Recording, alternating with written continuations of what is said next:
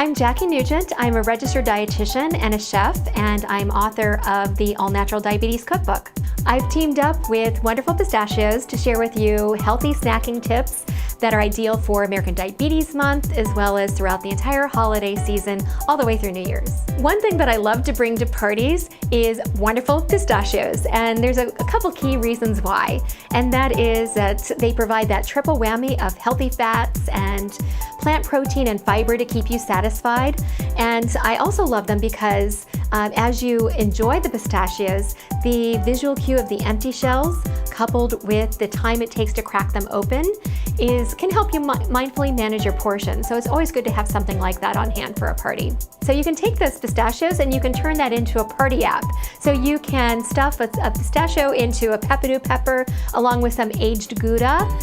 You can also make your dips do double duty. So what I suggest here is to, for instance, if you have a bowl of hummus, you can enjoy that with vegetables, but you can also transform that into a little party app by stuffing a cherry tomato with, I have a pistachio pesto hummus that I like to make, and it gets that festive green color from the pistachios, and that's due to the antioxidants in it. So you can feel good about that party food that you're eating. I also, if you have a sweet tooth like I do, I love to make this dark chocolate raspberry pudding, and I love to layer it in a dessert glass along with some pistachios for color and crunch and some more healthy fat.